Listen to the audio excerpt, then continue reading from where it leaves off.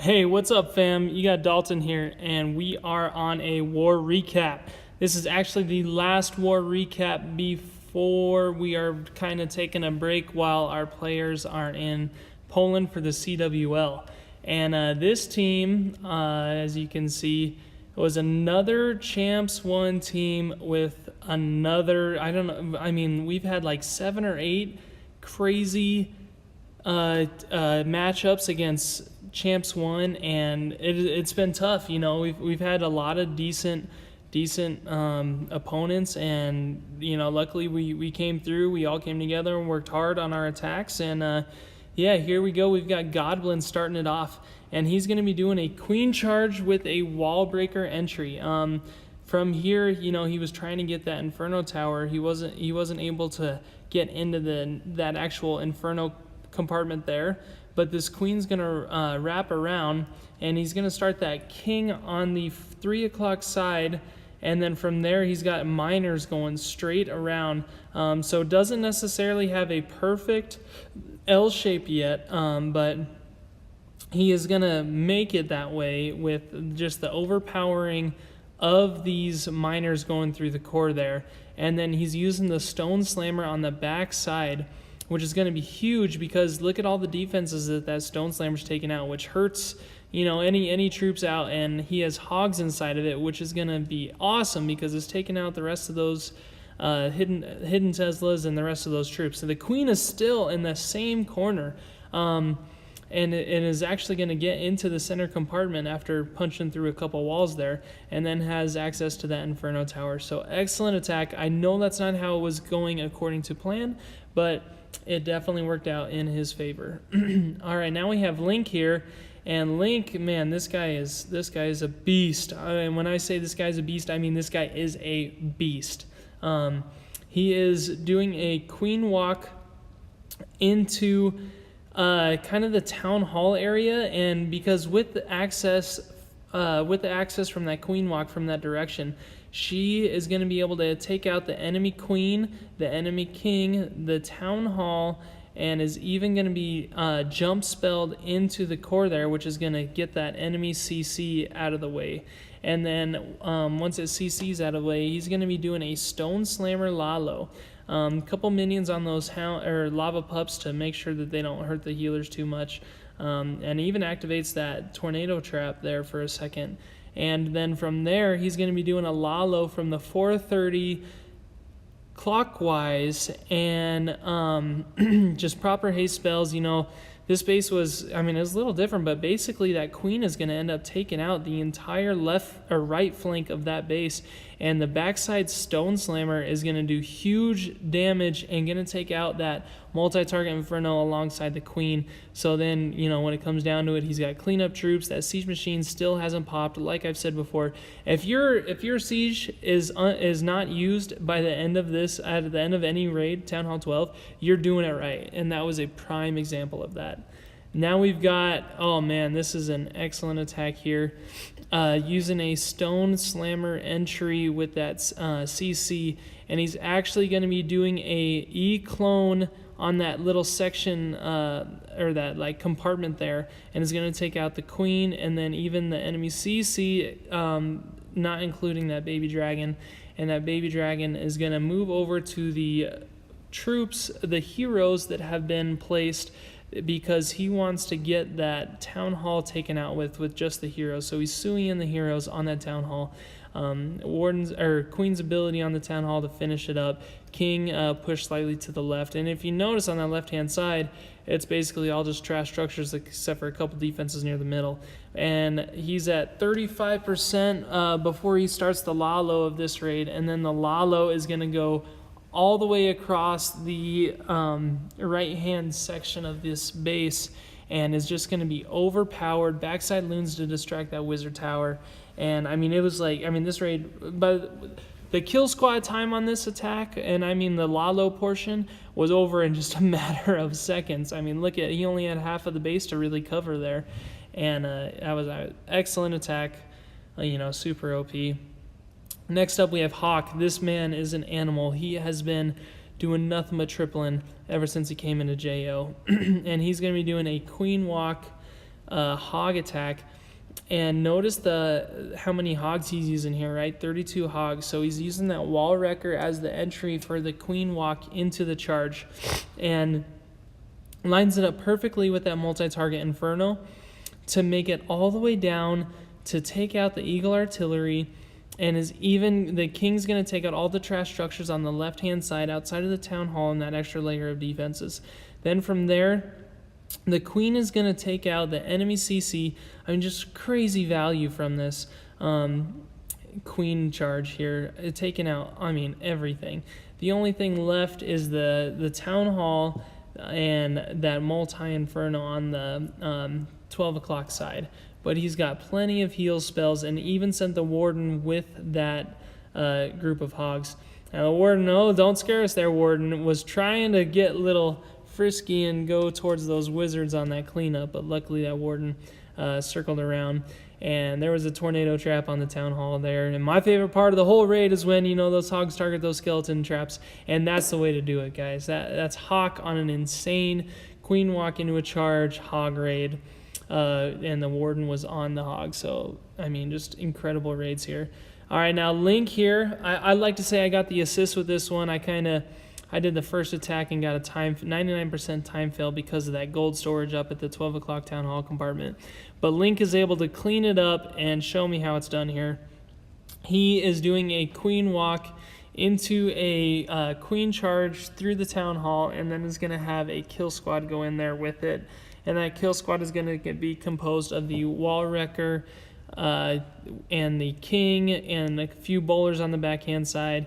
And then that queen is able to take out the multi-target Inferno, and then is going to take out the town hall. Enemy CC's out, enemy queens down, enemy kings down, Eagle artillery's down.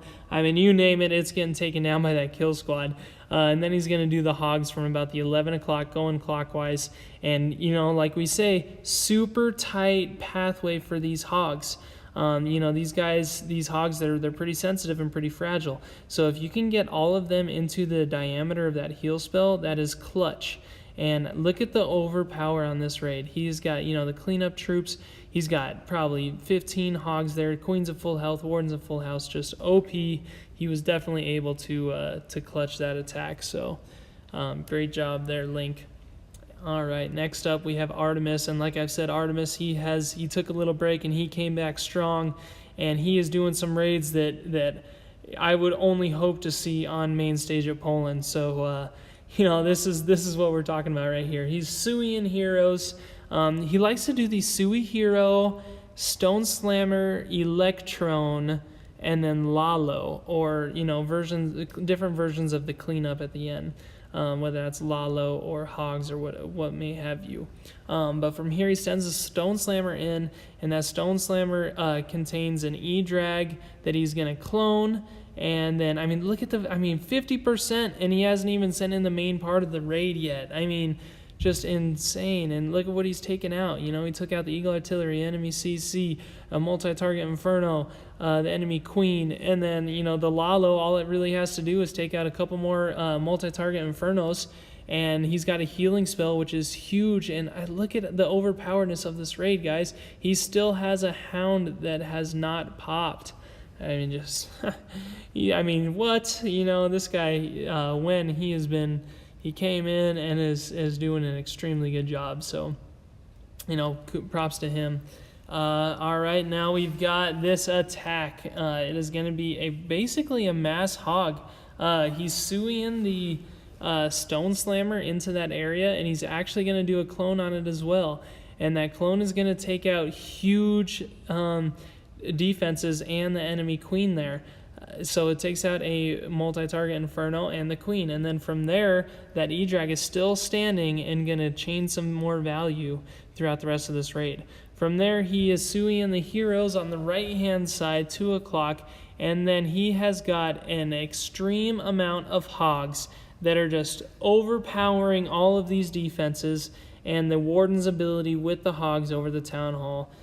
Just huge raid. You don't see a lot of raids like this, but this is exactly how it's done. And he even has an E-Drag staying up for the entirety of this raid. it doesn't come about too much, and that is definitely a pro attack that people can definitely check out. Now we have Rufus here, and this is actually SG, and SG has been preparing for Poland, and we'll have more information on that soon, but he's going to be doing a blimp into E-clone with that E-drag, going to target the enemy queen there. So look what's taken out with that E-clone. There's a hole in the center of this base with that E-clone right there. That is insane. You don't ever see that. I mean, it's not that you don't see that very often. You don't ever see that, right? From here, he's going to Sui his heroes along the left-hand side from the 11 o'clock down counterclockwise, and then he's going to Lalo the rest of this raid. Perfect timing to hit that 50% to make sure that Town Hall activates. He used the Warden's ability over the Town Hall, and then he saves a few loons for that backside Inferno Tower, and it actually takes it out with the loon drop. Just OP. I mean, having a hole in the center of the base that E-clone takes out all those important structures and all those important defenses in the enemy hero, and geez Louise, it is it's pretty insane. All right, now we've got Queen here, and Queen's going to be doing a Queen charge into a miner. And, just look at this base and look at all the structures you can take out with just trash, like some cleanup troops. So it's great to hurry up and get that percentage done in the beginning. And then this E-clone is going to have such a good funnel. I mean, perfect for that Queen to charge in there, and then that backside baby dragon at the 9 o'clock, ensuring that Queen goes into that area. And then the wall wrecker pops, and the enemy CC goes down. From there, that charging Queen is going to take out that multi-target Inferno, the enemy Queen. It's already taken out the enemy CC, and now the Eagle Artillery. Notice that jump spell, right? That jump spell is perfect for that Queen to go around that wall and to push back into the core here. Uses another Rage on her and the healers, which is going to take out more defenses and make that pathway for those miners even easier. That outside King doing an extremely good job at keeping those miners in the core there. Warden's ability over the Town Hall because there were some skeleton traps and also the enemy King.